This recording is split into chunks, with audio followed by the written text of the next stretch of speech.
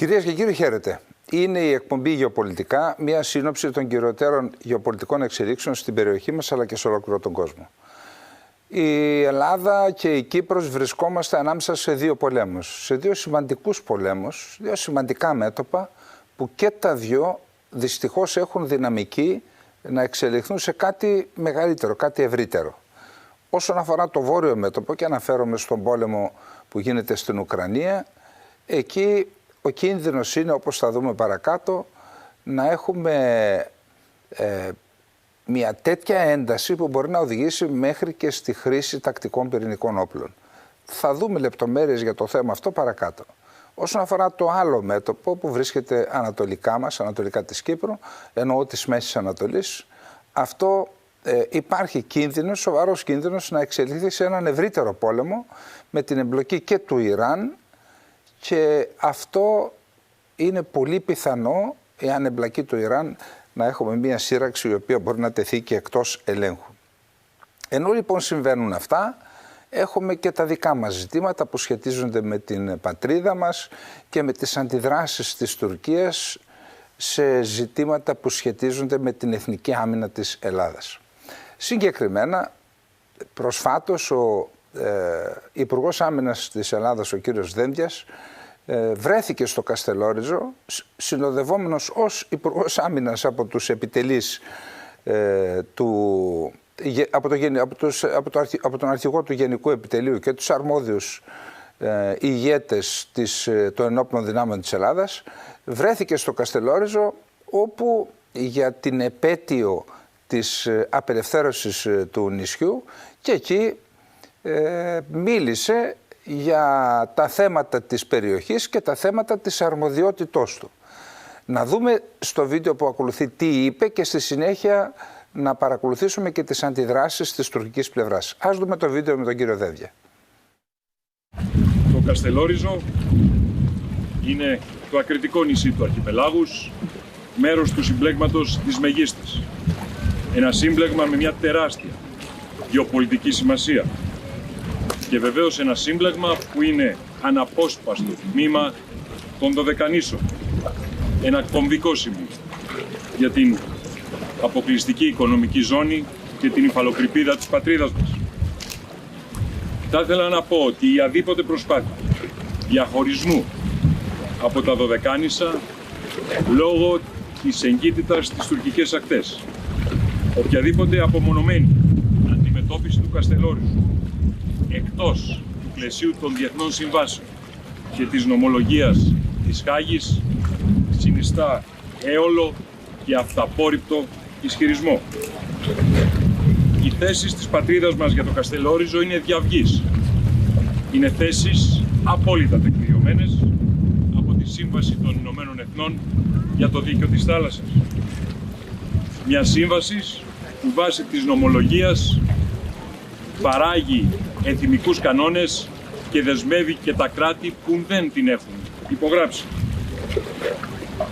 Το άρθρο 121, παράγραφος 2 της Σύμβασης, προβλέπει ότι τα νησιά δικαιούνται αιγιαλίτιδα ζώνη, συνορεύουσα ζώνη, αποκλειστική οικονομική ζώνη και υφαλοκρηπίδα.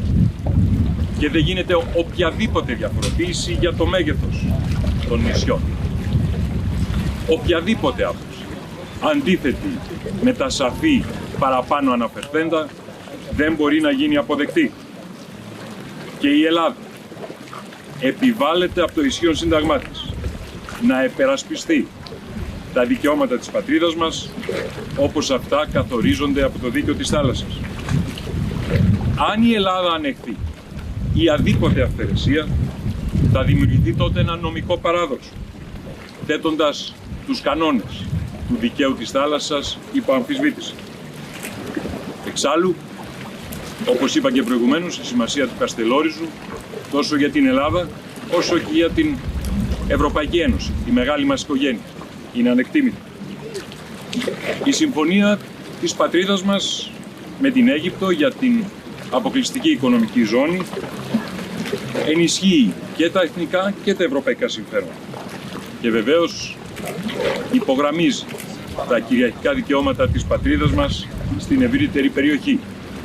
Η Ελλάδα, η Αίγυπτος, η Κύπρος συμπίπτουν στις θέσεις τους για έναν απλό λόγο, διότι σέβονται τους κανόνες του διεθνούς δικαίου και του διεθνούς δικαίου της θάλασσας. Θυμίζω άλλωστε ότι στο πρώτο άρθρο της συμφωνίας με την Αίγυπτο έχει ρητά προβλεφθεί ότι αν ένα μέρος διαπραγματεύεται τον καθορισμό αποκλειστικής οικονομικής ζώνης στην ευρύτερη περιοχή με τρίτο κράτος, οφείλει να διαβουλευτεί με το άλλο μέρος της συμφωνίας. Κυρίες και κύριοι, η αναφορά σε υπεράσπιση της κυριαρχίας και των κυριαρχικών δικαιωμάτων υπομνεί μια άλλη ανάγκη. Την ανάγκη να έχουμε σύγχρονες και ισχυρές ενόπλες δυνάμεις. Ο Τουκυδίδης, στο γνωστό διάλογο των Μιλίων με τους Αθηναίους, μας υπενθυμίζει κάτι που παραμένει διαχρονικά αληθές. Δυνατά δε οι προύχοντες πράσουσι και οι ασθενείς ξηχωρούσι. Ή, για να το πω στα νέα ελληνικά, οι ισχυροί κάνουν ό,τι θέλουν. Οι αδύνατοι είναι υποχρεωμένοι να το ανέχουν. Εμείς λοιπόν δεν έχουμε καμία πρόθεση να είμαστε αδύνατοι. Με την Ατζέντα 2030 δημιουργούμε τις πιο ισχυρές ένοπλες δυνάμεις στην ιστορία του ελληνισμού, ώστε η πατρίδα μας να είναι ικανή, ανεξαρτήτως αυτής, να υπερασπιστεί την κυριαρχία και τα κυριαρχικά της δικαιώματα, διασφαλίζοντας έτσι και την ειρήνη και τη σταθερότητα στην ευρύτερη περιοχή. Η επέτειος λοιπόν αυτή έχει μια ιδιαίτερη σημασία. Ζούμε σε μια εποχή που η ελευθερία, η ανεξαρτησία βρίσκονται αντιμέτωπες ανάμεσα σε συμπληγάδες. Βρίσκονται αντιμέτωπες και απειλούνται από τον αυταρχισμό και τον αναθεωρητισμό. Η ελευθερία λοιπόν δεν είναι δεδομένη. Πρέπει να τη διατηρούμε με κόστος, προσπάθεια, ενότητα και ιστορική μνήμη. Αυτά είπε λοιπόν ο Έλληνας Υπουργός Άμυνας. Να κάνουμε ένα μικρό σχολιασμό. Πρώτον, δεν μιλούσε από στήθους. Μιλούσε από κειμένο, που σημαίνει ότι το κείμενο αυτό συζητήθηκε και με το διπλωματικό σύμβουλο που έχει και με τους λοιπούς συμβούλους, αλλά και ο ίδιος ως νομικός. Άρα ήταν ένα κείμενο το οποίο έτυχε της έγκρισης του ιδίου και του επιτελείου του. Επίσης, όσον αφορά το περιεχόμενο αυτό καθ' αυτό, δεν υπήρχε ίχνος επιθετικότητας, ήταν εξ ολοκλήρου από την αρχή μέχρι το τέλος αμυντικού χαρακτήρα και δεν μιλούσε για πόλεμο, μιλούσε για ειρήνη. Εν πάση περιπτώσει, επί της ουσίας, το Καστελόριζο είναι όντως ένας από τους πιο σημαντικούς νησιωτικούς σχηματισμούς, θα έλεγε κανείς, και στην ανθρωπότητα, καθότι το Καστελόριζο, με βάση και το άρθρο που ανέφερε ο κύριος Δένδιας της UNCLOS, της Συμφωνίας για το Διεθνές Δίκαιο της Θάλασσας, δικαιούται χωρικά ύδατα, συνορεύουσα ζώνη, υφαλοκρηπίδα και αποκλειστική οικονομική ζώνη. Και εκεί ακριβώς είναι το πρόβλημα, ότι εάν διεκδικήσει, που δικαιούται είπαμε, την πλήρη επίρρεια το σύμπλεγμα της Μεγίστης, του Καστελορίζου, τότε ενώνεται η αποκλειστική οικονομική ζώνη της Ελλάδας με αυτή της Κύπρου. Και αυτό είναι το βασικό πρόβλημα για την Τουρκία. Γι' αυτό η Τουρκία εφήβρε το δόγμα της γαλάζιας πατρίδας, γι' αυτό έχουμε επιθετικές δηλώσεις από πλευράς της Τουρκίας πάντα για το Καστελόριζο, γι' αυτό εδώ και τουλάχιστον μία 20ετία η τουρκική πλευρά στις διαβουλεύσεις που γίνονται με την Ελλάδα προσπαθεί να πείσει την ελληνική πλευρά να διαχωριστεί το Καστελόριζο από τα υπόλοιπα νησιά του Αιγαίου στην διαδικασία της υπογραφής συνυποσχετικού για παραπομπή στη Χάγη. Δηλαδή να παραπομφθούν στη Χάγη το ζήτημα της οριοθέτησης για όλα τα υπόλοιπα νησιά εκτός Καστελορίζου. Όπως αντιλαμβάνεται ο καθής, εάν μείνει στη συνέχεια αυτή λοιπόν η αναφορά του κυρίου Δένδια, ότι είναι αδιανόητος ο διαχωρισμός του Καστελορίζου, αλλά και η παρουσία του με αξιωματικούς εκεί, προκάλεσε σοβαρές αντιδράσεις στην τουρκική πλευρά. Θα αναφέρομαι μόνο δύο παρακάτω Πρώτα να δούμε τι είπε ο εκπρόσωπος του κυβερνώντος κόμματος, του Κόμματος Δικαιοσύνης και Ανάπτυξης, ο κύριος Τσελίκ, για τις δηλώσεις του κυρίου Δένδια, που θα έλεγα η αντίδραση του κυρίου Τσελίκ θα έπρεπε να απαντηθεί από την πλευρά της Ελλάδας με ένα σκληρότατο διάβημα. Να δούμε τι είπε ο κύριος Τσελίκ. Η πόρτα του διαλόγου άνοιξε κατά τη συνάντηση του Προέδρου μας με τον Μητσοτάκη. Ενώ επιδιώκεται αυτή η προσέγγιση, ακραία στοιχεία εντός της Ελλάδας κάνουν ό,τι μπορούν για να σαμποτάρουν αυτόν τον διάλογο. Ο προβοκάτορας Δένδιας έκανε δηλώσεις που ξεπέρασαν τα όρια του. Πήγε στο Καστελόριζο και έκανε δηλώσεις εξηγώντας πως θα επεκτείνουν τους εξοπλισμούς στην Ανατολική Μεσόγειο και στοχοποίησε την Τουρκία. Τα λόγια του δεν μπορούν να φτάσουν σε εμάς χωρίς να πνιγούν στο Αιγαίο. Αυτή η δήλωση του Δένδια είναι μια δήλωση που είναι κατά του διαλόγου. Το λόμπι του χάους θέλει να σαμποτάρει τις προσπάθειες για διάλογο. Αυτό είναι ακριβώς το αντίθετο από τη δήλωση Μητσοτάκη πως πρέπει να συνεχίσουμε το διάλογο. Ο Δένδιας στοχοποιεί τις δηλώσεις Μητσοτάκη. Λέει πράγματα στο δικό του πρωθυπουργό μέσω της Τουρκίας και αυτό είναι πρόβλημα της ελληνικής κυβέρνησης. Βλέπουμε λοιπόν ότι καταρχάς έχουμε μια υβριστική αναφορά στο πρόσωπο ενός υπουργού της ελληνικής κυβέρνησης. Ας ξεχάσουμε ποιος είναι ο Δένδιας. Χαρακτηρίζει ως προβοκάτορα τον υπουργό της ελληνικής κυβέρνησης. Αυτό θα έπρεπε να προκαλέσει την ίδια μέρα και μάλιστα βράδυ, για να δείξουμε και την ένταση αυτής της πρόκλησης, να κληθεί ο Τούρκος πρέσβης στο Ελληνικό Υπουργείο Εξωτερικών και να του επιδοθεί έντονο γραπτό διάβημα για αυτήν την αθλιότητα που διέπραξε ο Τούρκος αξιωματούχος. Να πούμε δε ότι αυτή η αντίδραση, είμαστε μάρτυρες όλοι, ακούσαμε, είδαμε τον κύριο Δένδια τι είπε. Δεν υπήρχε καμία αιχμή κατά της Τουρκίας, ευθεία αιχμή κατά της Τουρκίας, και να το ξαναπούμε, ο λόγος του ήταν και αμυντικός και μιλούσε και για την ειρήνη. Και είδαμε την αντίδραση, την άθλια αντίδραση του Τούρκου εκπροσώπου. Αυτά έγιναν λίγες μέρες αφότου άρχισε να διδάσκεται στα τουρκικά σχολεία το δόγμα της γαλάζιας πατρίδας. Δηλαδή, για να κατανοήσουν οι τηλεθεατές μας, τα παιδιά 11, 12, 13, 14 χρονών που διδάσκονται αυτό το επιθετικό δόγμα, το οποίο έχει στόχο να διαμελήσει το Αιγαίο αλλά και την Ανατολική Μεσόγειο, λαιλατώντας την αποκλειστική οικονομική ζώνη και τα κυριαρχικά μας δικαιώματα στο Αιγαίο και στην Ανατολική Μεσόγειο και της Κύπρου, αυτά τα παιδιά σε 10 ή 15 χρόνια θα γίνουν πολίτες της χώρας. Θα είναι αυτοί οι οποίοι σταδιακά θα πάρουν και τα ενία της χώρας στα χέρια τους και θα έχουν πλέον συνειδητοποίηση, η εθνική τους συνείδηση που διαμορφώνεται στη φάση της εφηβείας, θα νιώθουν και θα πιστεύουν ότι το μισό Αιγαίο είναι τουρκικό, δηλαδή γαλάζια πατρίδα. Και ενώ συμβαίνουν αυτά λίγες μέρες πριν, έρχεται ο Έλληνας υπουργός, κάνει μια συνετή αναφορά στα κυριαρχικά μας δικαιώματα, με αναφορές στο διεθνές δίκαιο, και είχαμε τη συγκεκριμένη αντίδραση του Τούρκου εκπροσώπου, ο οποίος μάλιστα προσπάθησε να δημιουργήσει και ένα ρήγμα στην ελληνική κυβέρνηση, θεωρώντας ότι ο Υπουργός Άμυνας βάλει στην ουσία ή έρχεται σε αντίθεση με την πολιτική που έχει συμφωνήσει ο Έλληνας Πρωθυπουργός. Όμως δεν σταμάτησαν εκεί οι αντιδράσεις. Έχουμε και την αντίδραση του Γενικού Γραμματέα του Κινήματος Εθνικιστικής Δράσης. Πριν δούμε τι ακριβώς είπε στο επόμενο βίντεο, να πούμε στους τηλεθεατές μας ότι το Κίνημα Εθνικιστικής Δράσης είναι ένα κόμμα το οποίο συγκυβερνά με τον Ερντογάν. Στην ουσία όμως είναι ένας παρακρατικός, παραστρατιωτικός μηχανισμός του βαθέως κράτους, το οποίο βαθύ κράτος το έχει επιβάλει στο πολιτικό σύστημα ως κόμμα και ως έναν εξισορροπητικό παράγοντα. Να δούμε λοιπόν τι λέει και το βαθύ κράτος, πώς απαντά στην ομιλία του κυρίου Δένδια.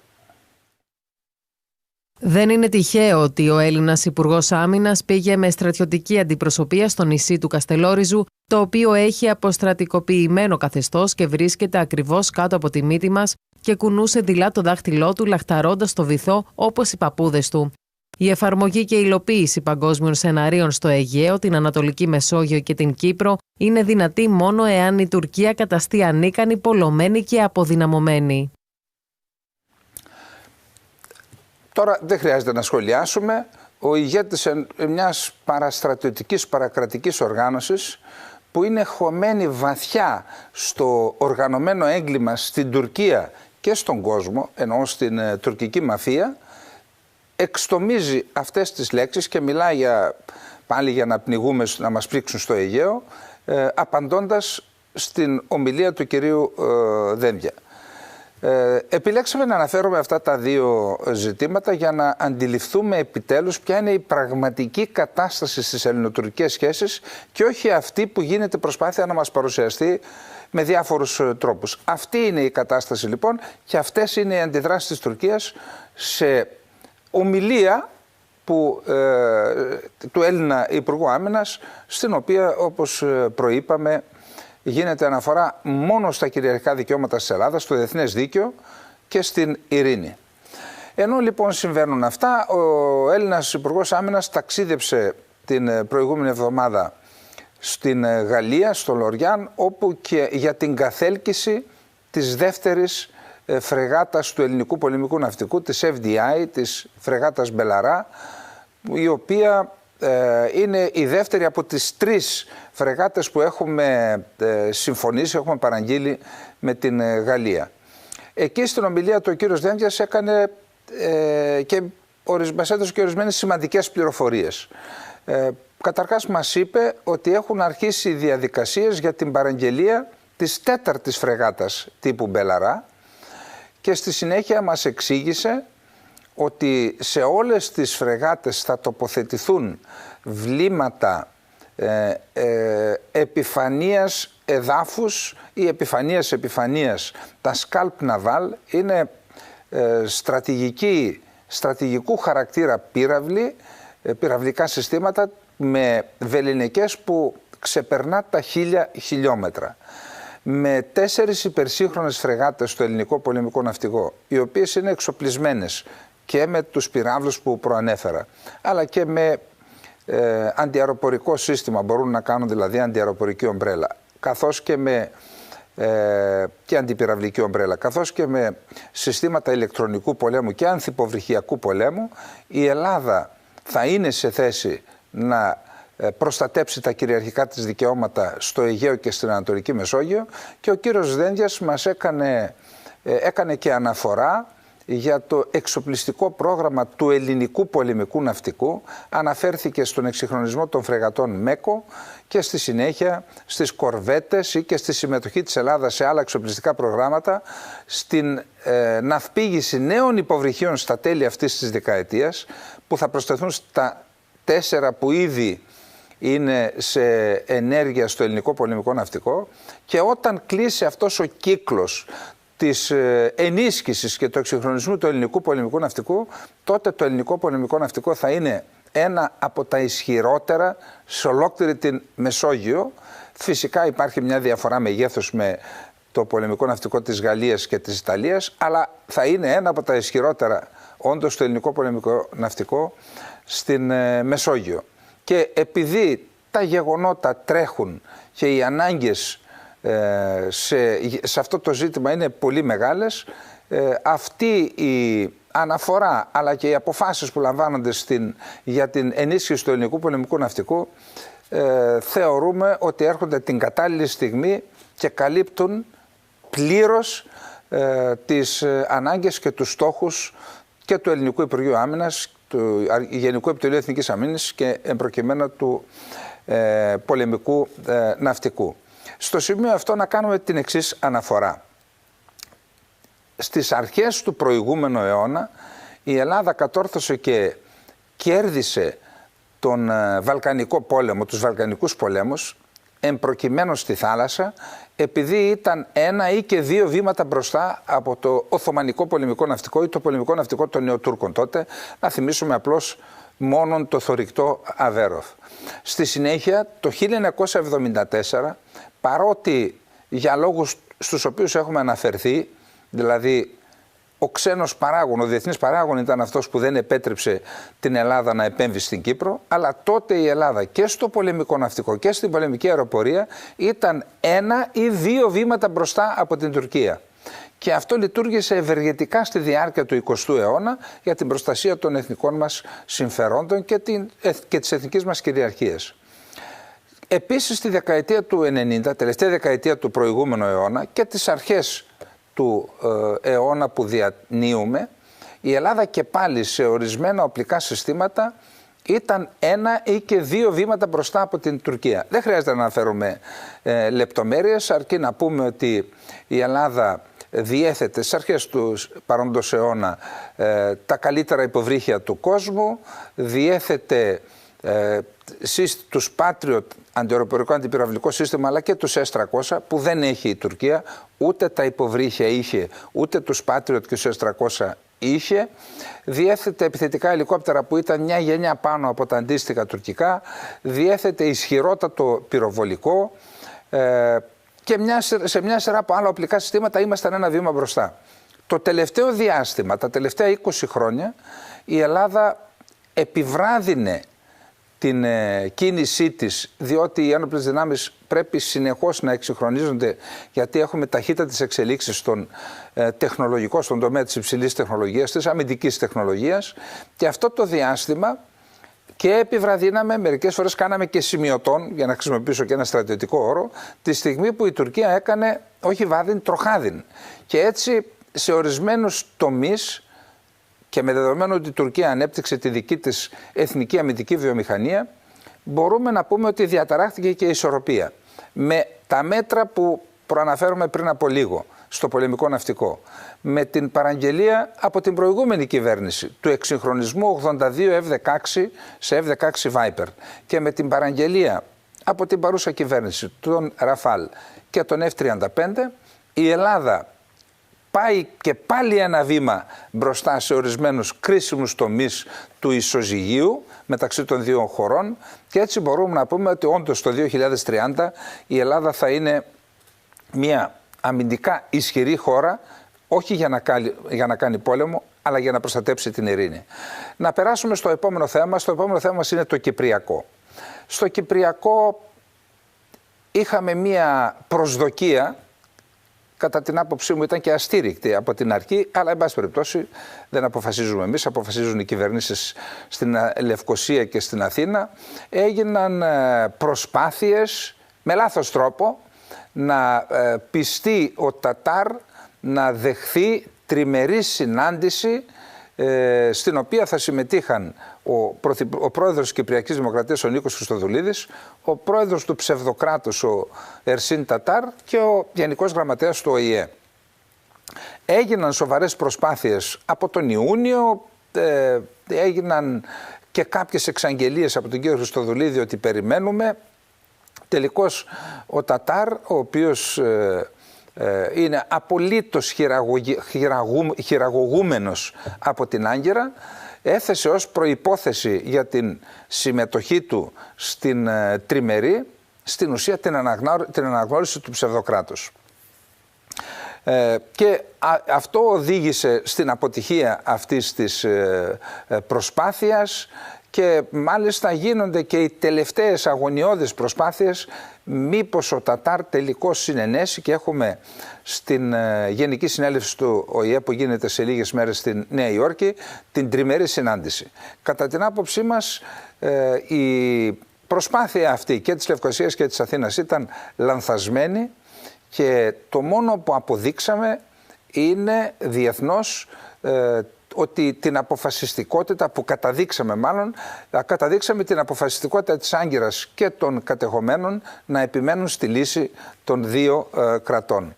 Και ενώ συμβαίνουν όλα αυτά, έχουμε δήλωση του Υπουργού Άμυνας της Τουρκίας, του Γιασάρ Γκουλέρ, ο οποίος στην πλατφόρμα X για την Κύπρο, προφανώς απαντώντας δια της τεθλασμένης και στον κύριο Δένδια, δήλωσε τα εξής.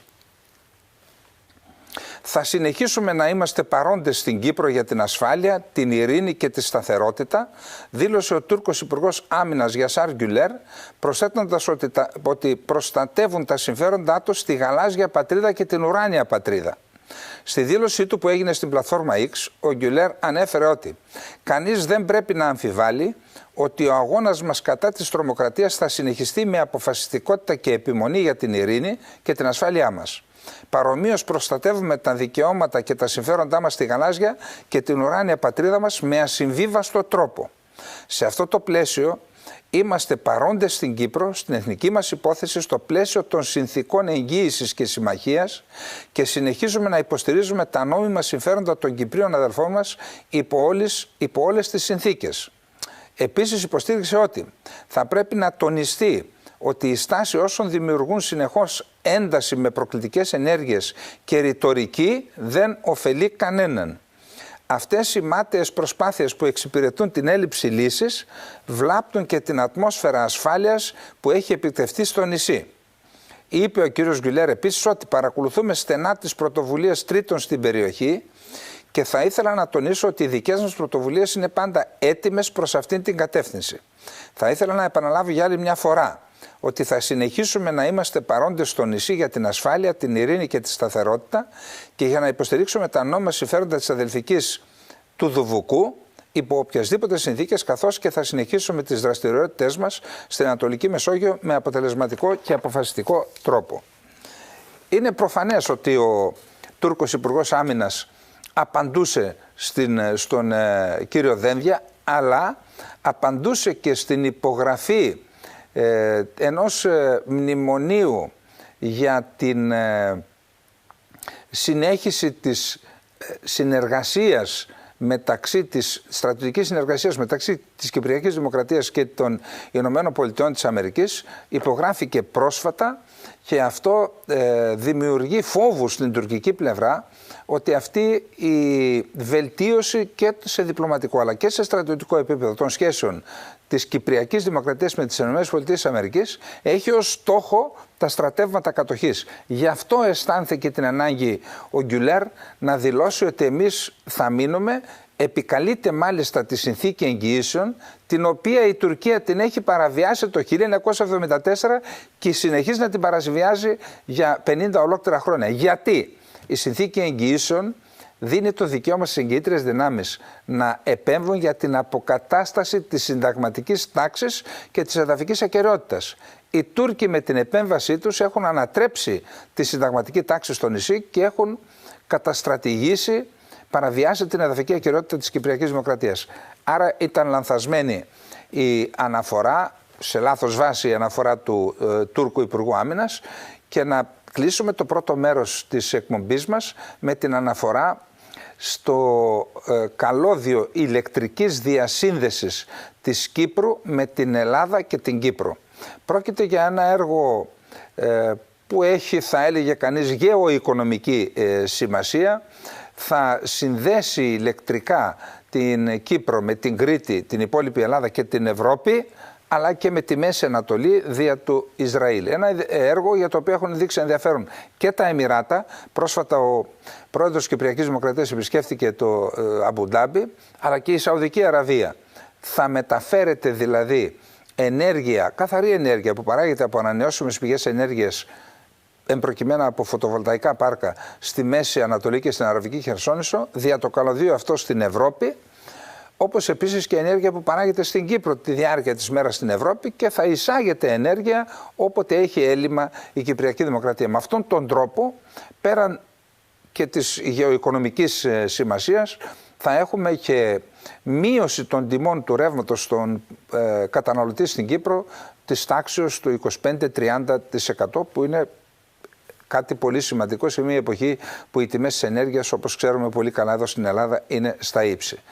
Επειδή λοιπόν στο ζήτημα αυτό είχαμε το επεισόδιο στην Κάσο, για το οποίο θα κάνουμε αναφορά σε μία από τις επόμενες εκπομπές μας, γιατί εκεί πέρα υπάρχει πραγματικά διπλωματικό ενδιαφέρον, η Τουρκία έδειξε ότι δεν θα επιτρέψει τις έρευνες και την πόντιση του καλωδίου χωρίς να ζητήσουμε άδεια από την Άγκυρα. Εκεί μπήκε λοιπόν ο λεγόμενος γεωπολιτικός κίνδυνος. Προς στιγμή κινδύνεψε το όλο έργο, το οποίο χρηματοδοτείται και από την Ευρωπαϊκή Ένωση με ένα ποσό περίπου 650 εκατομμυρίων ευρώ. Εμφανίστηκε λοιπόν ο κίνδυνος του ναυαγίου του έργου. Είχαμε την επίσκεψη του Έλληνα Υπουργού του Αρμόδιου, του κ. Σκυλακάκη, στην Κύπρο. Έγινε η τελική συνάντηση πενταμερής.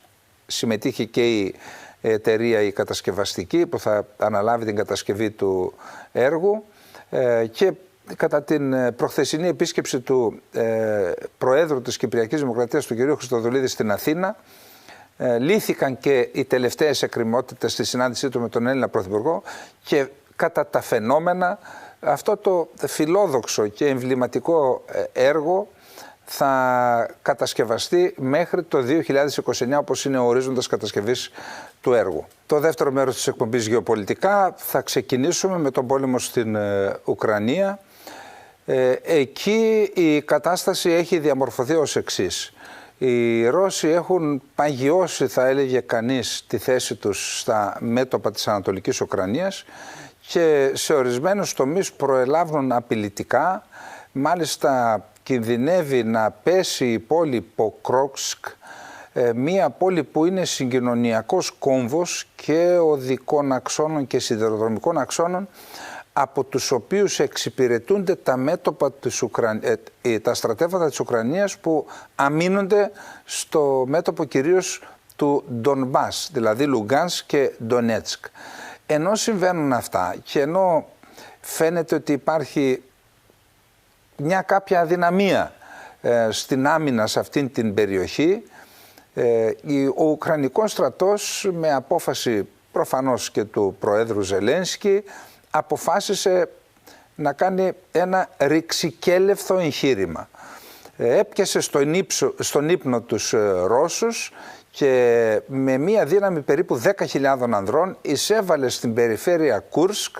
Τις πρώτες μέρες προέλασε, κατέλαβε μία περιοχή περίπου 1.200 τετραγωνικών χιλιόμετρων, με στόχο να φτάσει και στο πυρηνικό εργοστάσιο παραγωγής ηλεκτρικής ενέργειας στο Κούρσκ, αλλά και στην ίδια την πόλη του Κούρσκ. Ο στόχος, με βάση τα δημοσιεύματα και αμερικανικών μέσων αλλά και ουκρανικών μέσων, ο επιχειρησιακός στόχος του Κιέβου ήταν ο εξής: να υποχρεώσουν τη Ρωσία, που συνελήφθη απροετοίμαστη, να μεταφέρει δυνάμεις που είναι εμπεπλεγμένες στα μέτωπα της Ανατολικής Ουκρανίας, να τις μεταφέρει στην περιφέρεια Κούρσκ για να σταματήσει την προέλαση, ακόμα και να αποθήσει τις δυνάμεις που κατέλαβαν ρωσικό έδαφος για πρώτη φορά μετά το Δεύτερο Παγκόσμιο Πόλεμο, και έτσι να μπορέσει ο Ουκρανικός στρατός να ανασυνταχθεί και να προστατέψει τις κρίσιμες αυτές πόλεις που κινδυνεύουν από τα ρωσικά στρατεύματα. Φαίνεται όμως ότι δεν αντέδρασε έτσι η Ρωσία. Άφησε τις ουκρανικές δυνάμεις να καταλάβουν τα 1.200 τετραγωνικά χιλιόμετρα, κινητοποίησε δυνάμεις από την Άπο Ανατολή, από τις δυνάμεις πεζοναυτών του στόλου του Ειρηνικού, τις έφερε εκεί στο Κούρσκ και δεν απέσυρε δυνάμεις από τα μέτωπα της Ανατολικής Ουκρανίας. Και το επόμενο διάστημα είδαμε ότι έχασε περίπου το 1/3 των εδαφών που είχε καταλάβει ο Ουκρανικός στρατός μετά από τις αντιπιθέσεις που έκαναν οι Ρώσοι, και τελικώς αυτό το εγχείρημα κινδυνεύει να καταλήξει σε μια αποτυχία, μια που δεν πέτυχε και το στόχο που είπαμε. Πάντως έναν στόχο πέτυχε, επειδή συνελήφθησαν αρκετοί Ρώσοι εχμάλωτοι. Μετά την κατάληψη του Κούρσκ είχαμε μια ανταλλαγή εχμαλώτων, περίπου 200 εχμάλωτοι αφέθηκαν ελεύθεροι και από τις δύο πλευρές. Ενώ βρισκόμαστε λοιπόν σε αυτή την κατάσταση, οι ρωσικές επιδρομές, πυραυλικές και επιδρομές με μη επιδρομένα αεροσκάφη, έβαλαν ως στόχο το τελευταίο διάστημα και αποθήκες πυρομαχικών και κέντρα εκπαίδευσης του Ουκρανικού στρατού και ξένων δυνάμεων που βρίσκονται μέσα, είτε ως μισθοφόροι είτε ως σύμβουλοι. Όμως ο κύριος στόχος ήταν οι ενεργειακές εγκαταστάσεις, είτε παραγωγής ηλεκτρικής ενέργειας είτε μεταφοράς ηλεκτρικής ενέργειας στα δίκτυα. Και φτάσαμε στο σημείο σήμερα να έχει καταστραφεί παραπάνω από το μισό, ίσως και τα 2/3 των εγκαταστάσεων της Ουκρανίας εν ώψη χειμώνα. Θεωρείται ίσως αυτή τη στιγμή το σοβαρότερο πρόβλημα, ίσως πιο σοβαρό και από το πρόβλημα που αντιμετωπίζει στα μέτωπα ο Ουκρανικός σταθμός. Γι' αυτό νομίζω ότι λήφθηκε μια απόφαση έκτακτης χορήγησης βοήθειας 35 δισεκατομμυρίων από την κυρία Ούρσουλα φον ντερ Λάιεν, που επισκέφτηκε, αν δεν κάνω λάθος, για 8η φορά το Κίεβο, ακριβώς για να αποκατασταθούν οι ζημιές στο σύστημα ηλεκτροδότησης της Ουκρανίας. Ενώ συμβαίνουν αυτά, υπάρχει το σχέδιο νίκης του Ζελένσκι, ο οποίος τις επόμενες ημέρες επισκεπτόμενος στη Νέα Υόρκη θα το παρουσιάσει στον πρόεδρο Μπάιντεν, στην αντιπρόεδρο Κάμαλα Χάρις και υποψήφια πρόεδρο, και στον πρώην πρόεδρο και υποψήφιο πρόεδρο Ντόναλντ Τραμπ. Σε τι συνίσταται το σχέδιο νίκης? Το σχέδιο νίκης βασικά στηρίζεται σε μια παραδοχή, ότι η Δύση, Ηνωμένες Πολιτείες Αμερικής, Βρετανία, Γαλλία και άλλες χώρες που διαθέτουν πυραυλικά συστήματα που θα επιτρέψουν την Ουκρανία να κάνει πλήγματα σε βάθος μακρού πλήγματος, δηλαδή πυράβλους μακρού πλήγματος σε βάθος στο έδαφος της Ρωσίας. Ποιο είναι το σκεπτικό που θα οδηγήσει στη νίκη τον Ζελένσκι, το σχέδιο της νίκης, και θα υποχρεώσει τη Ρωσία να καθίσει στο τραπέζι των διαπραγματεύσεων για να βρεθεί μια λύση στον πόλεμο.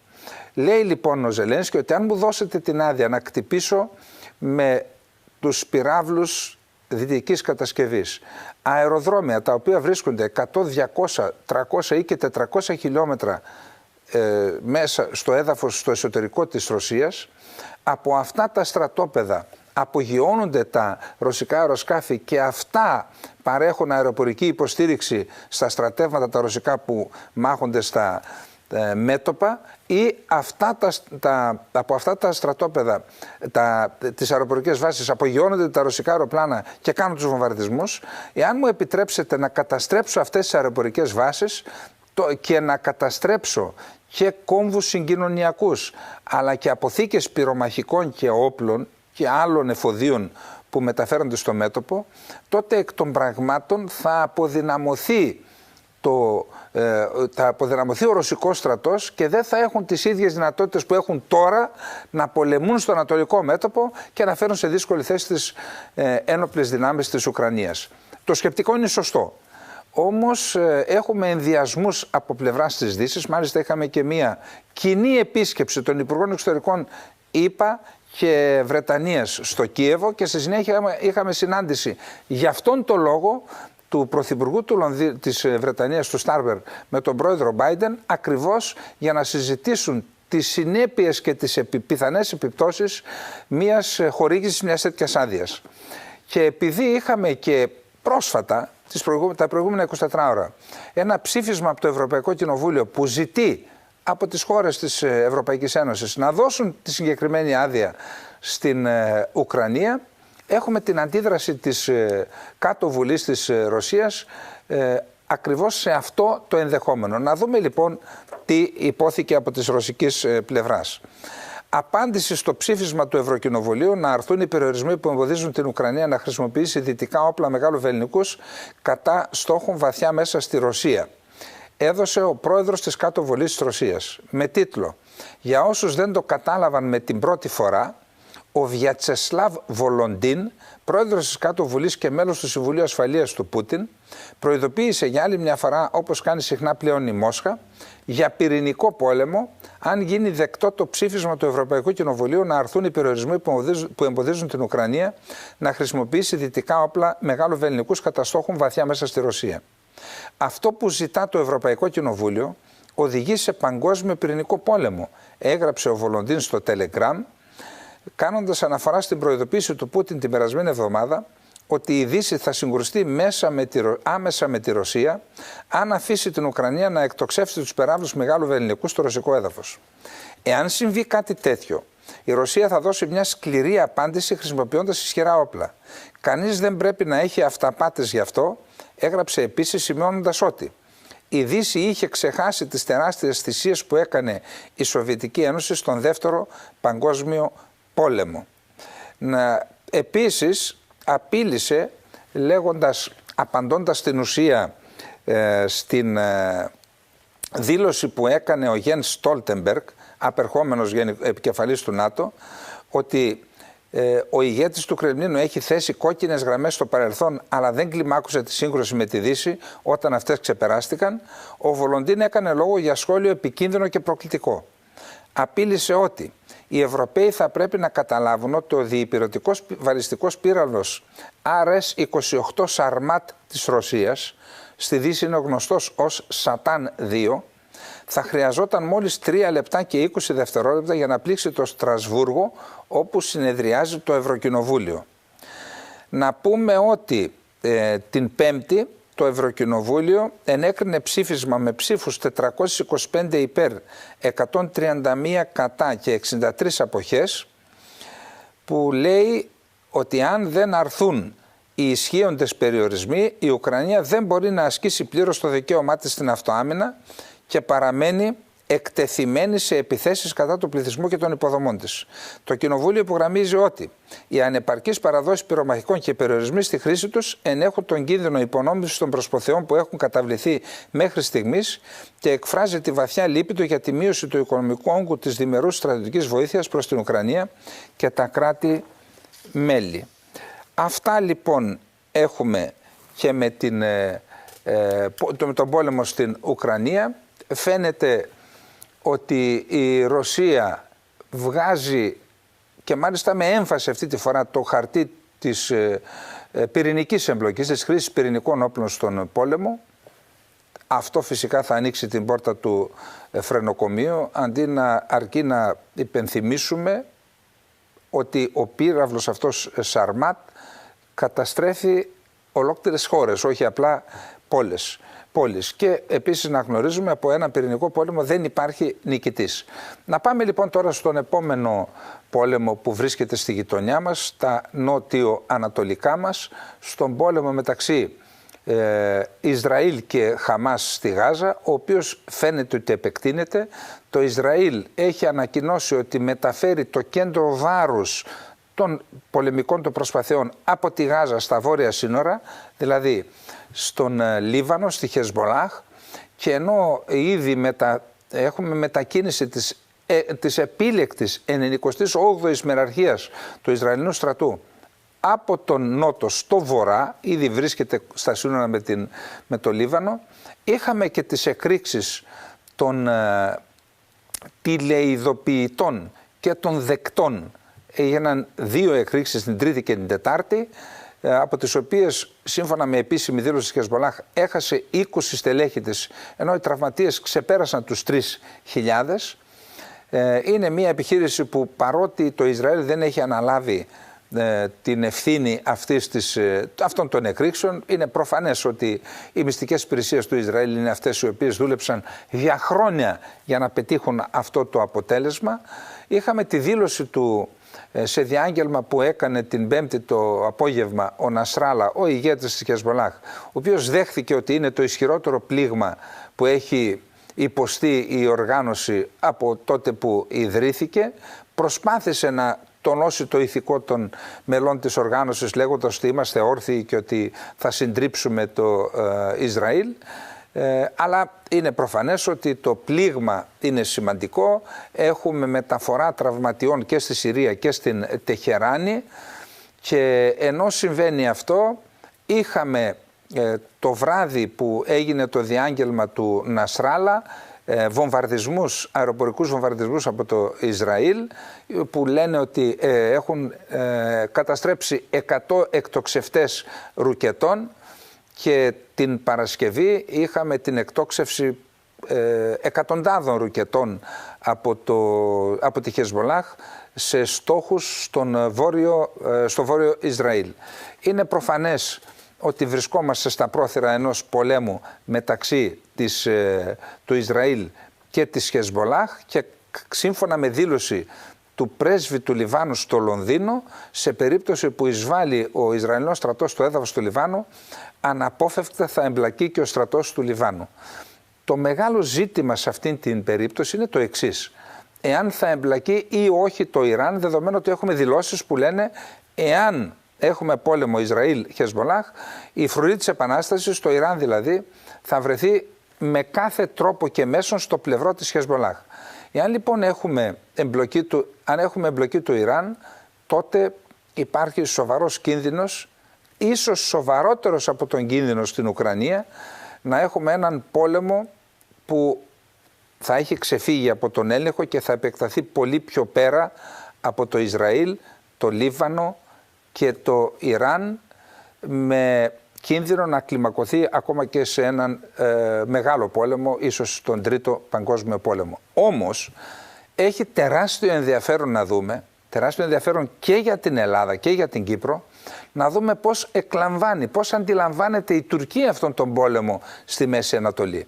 Και δεν υπάρχει πιο έγκυρος ερμηνευτής της στάσης αλλά και της αντίληψης που έχει η Τουρκία για τον πόλεμο από τον ίδιο τον πρόεδρο Ερντογάν, ο οποίος μιλώντας σε ένα συνέδριο που έκαναν απόφοιτοι των θεοκρατικών λυκείων στο Κοτζάελι, είπε πραγματικά εξαιρετικά ενδιαφέροντα πράγματα, τα οποία μάλλον έχουν πείσει και τον αραβικό κόσμο, γιατί δεν είναι τυχαίο ότι μετά από αυτές τις δηλώσεις και αυτές τις απόψεις, η Τουρκία εκλήθηκε για πρώτη φορά τα τελευταία 13 χρόνια στην σύσκεψη των Υπουργών Εξωτερικών του Αραβικού Συνδέσμου στο Κάιρο πριν από λίγες εβδομάδες.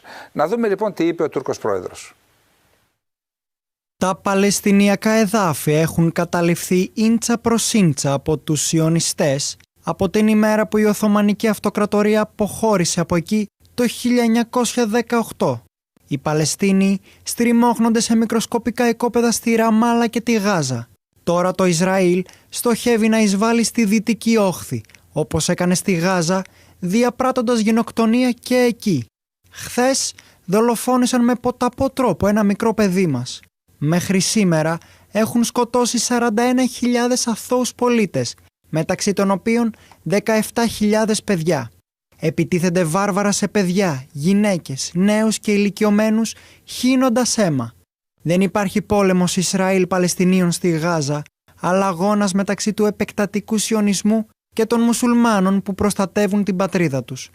Κάποιοι, τόσο στο εσωτερικό της χώρας μας, όσο και στις Ισλαμικές χώρες, βλέπουν αυτό το θέμα ως ένα μακρινό ζήτημα που δεν τους αφορά και κάνουν σοβαρό λάθος. Το είπα και πριν, το Ισραήλ δεν θα σταματήσει στη Γάζα. Εάν το Ισραήλ συνεχίσει έτσι, θα στρέψει το βλέμμα του σε άλλα μέρη μετά την κατάληψη της Ραμάλα. Θα είναι η σειρά άλλων χωρών της περιοχής. Θα έρθει η σειρά να εισβάλλει στο Λίβανο και τη Συρία. Θα βάλουν στο στόχαστρο και δάφη στην πατρίδα μας, την περιοχή ανάμεσα στον Τίγρη και τον Εφράτη. Το λένε ανοιχτά με κάθε χάρτη στον οποίο ποζάρουν μπροστά τους. Ήδη δηλώνουν ότι δεν θα αρκεστούν στην κατοχή της Γάζας. Γι' αυτό λέμε, η Χαμάς αντιστέκεται για λογαριασμό όλων των μουσουλμάνων. Γι' αυτό λέμε, η Χαμάς υπερασπίζεται όχι μόνο τη Γάζα, αλλά και τα Ισλαμικά εδάφη της Τουρκίας. Η στάση απέναντι στην κρατική τρομοκρατία του Ισραήλ είναι για εμάς Ισλαμικό καθήκον. Καθήκον πίστης, πατριωτικό και φυσικά εθνικό ζήτημα. Σε μια τόσο κρίσιμη περίοδο, οι Ισλαμικές χώρες θα πρέπει να ξυπνήσουν το συντομότερο δυνατό, να συνειδητοποιήσουν τον κίνδυνο και να αυξήσουν περαιτέρω την μεταξύ τους συνεργασία. Τα νέα βήματα που κάνουμε με την Αίγυπτο και τη Συρία στοχεύουν στη δημιουργία μιας γραμμής αλληλεγγύης ενάντια στην αυξανόμενη απειλή του επεκτατισμού. Όλες οι Ισλαμικές χώρες θα πρέπει να λάβουν κοινή στάση ενάντια στην Ισραηλινή κατοχή, η στάση της οποίας είναι αβέβαιη. Κάνουμε αυτό το κάλεσμα από την αρχή. Λέμε ότι το μόνο βήμα που θα σταματήσει την Ισραηλινή αλαζονία, την Ισραηλινή ληστεία και την Ισραηλινή κρατική τρομοκρατία είναι η συμμαχία των Ισλαμικών χωρών. Θα ήθελα να γίνει γνωστό αυτό. Η νέα διαδικασία που ξεκινήσαμε με την Αίγυπτο θα είναι προς όφελος της Γάζας και της Παλαιστίνης. Οι επαφές μας με άλλες γειτονικές χώρες θα ωφελήσουν την περιοχή μας. Ανεξάρτητα από το τι λένε οι άθλοι που βρίσκονται ανάμεσά μας, στην Τουρκία, θα συνεχίσουμε να αυξάνουμε τον αριθμό των φίλων μας στην περιοχή μας. Θα κάνουμε κάθε βήμα με αποφασιστικότητα από εδώ και πέρα, διευρύνοντας το περιθώριο λιγμών της Τουρκίας στην εξωτερική πολιτική. Θεωρώ ότι δεν υπάρχει κανείς που να μην βρίσκει εξαιρετικά ενδιαφέροντα αυτά που λέει ο Ερντογάν.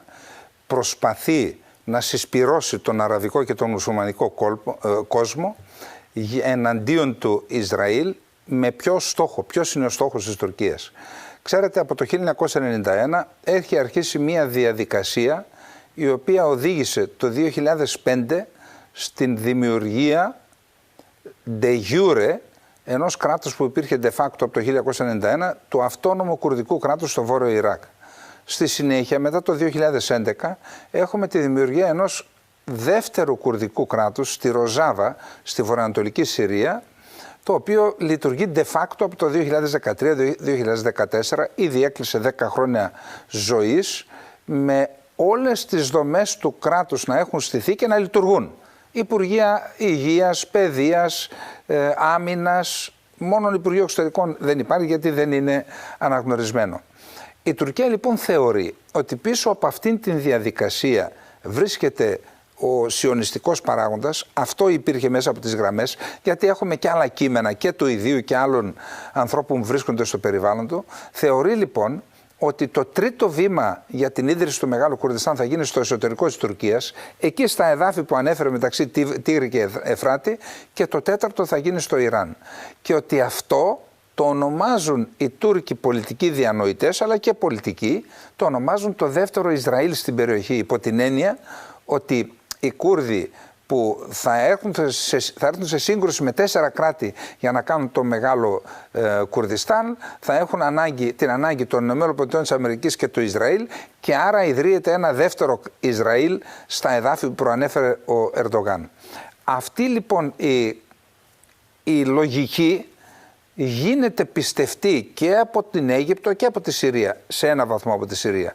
Γι' αυτό είχαμε την προσέγγιση της Τουρκίας με την Αίγυπτο, και γι' αυτό μάλλον, και γι' αυτό καταβάλει άγκαιρα τεράστιες προσπάθειες, συνεπικορούμενοι από τη Μόσχα, να φέρουν στο τραπέζι του διαλόγου και τον Άσαντ και έτσι να αποτρέψουν τη δημιουργία του Μεγάλου Κουρδιστάν, που θα οδηγήσει, όπως είπαμε, όπως λέει ο ίδιος ο Ερντογάν, στην δημιουργία ενός δεύτερου Ισραήλ στην περιοχή. Αυτές είναι οι κυριότερες εξελίξεις στην περιοχή μας και στον κόσμο.